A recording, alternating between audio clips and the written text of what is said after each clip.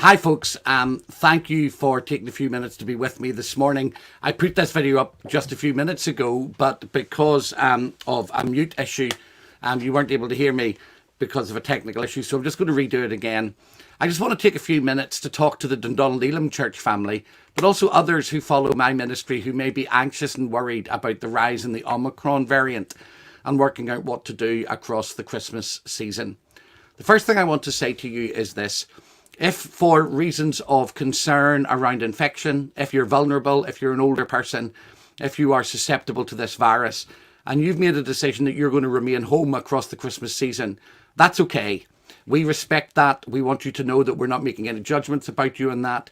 We're behind you. We love you. We're thinking about you, particularly those that are part of the Dundonald family and those that are connected into my wider ministry.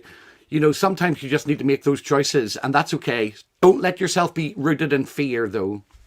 Don't let yourself be driven by anxiety and uncertainty and a real fear. You know, perfect love casts out all fear.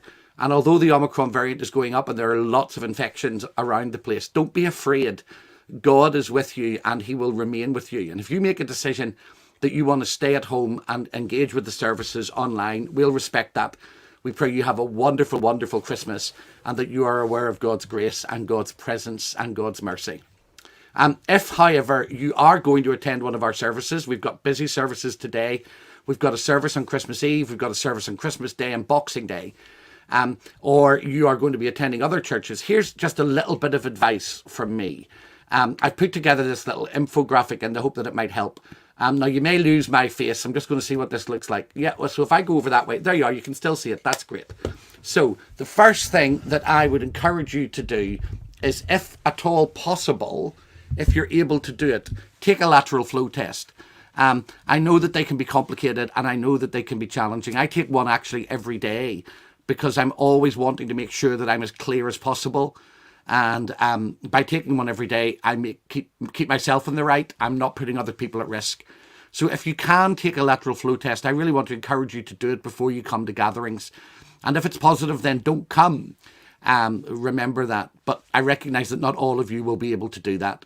Secondly, make sure you wash your hands, sanitize your hands before touching your face. The old advice is still good advice.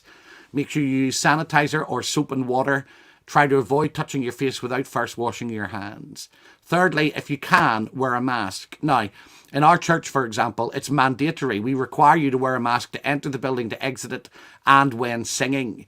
I know other churches have different regulations, but that's the Elam's recommended regulations, and it's the ones that we are following. I will be wearing a mask while seated during the services over the Christmas season because of the concerns and anxieties that I have around the rise of the variant, not wanting to infect people. I'll take it off for when I'm preaching, but I'll keep it on for when I'm sitting in the congregation.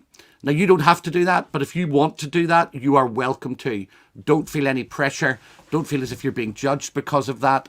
And don't feel as if somebody's kind of making you into some kind of fearful person. You're not operating in fear if that's what you do. Look out for symptoms in yourself and in your family and close contacts. And obviously, if you're close contacts or you have symptoms, stay away from church and follow the public health advice. It's really important that you do that. Lastly, I encourage you to keep your social distance. Do not huddle in bundles before the service, after the service, on the way out. Try and avoid that at all if possible. Make sure you keep your distance at all times. And I have had 3 vaccinations actually because of some treatment that I have been having.